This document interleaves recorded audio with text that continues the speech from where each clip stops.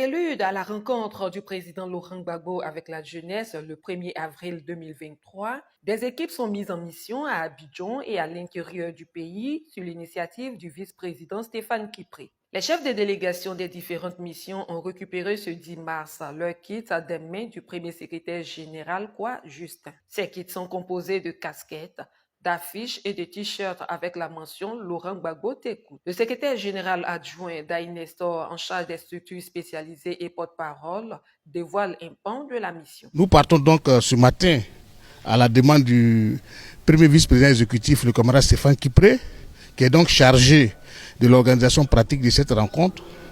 Nous allons donc, 12 missions vont à l'intérieur du pays, dans les grandes zones de l'intérieur du pays. Ce sont des missions d'écoute. Aller écouter les jeunes de Côte d'Ivoire, recueillir leurs préoccupations, recueillir donc leurs inquiétudes, mais surtout prendre langue avec eux avant la grande rencontre du 1er avril au Palais de la Culture.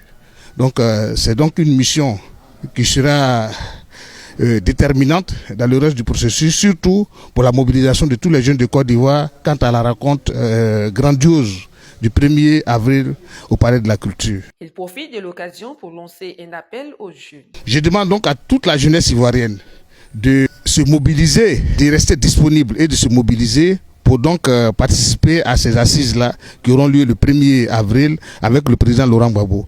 Le président Laurent Gbagbo a décidé de rencontrer la jeunesse ivoirienne.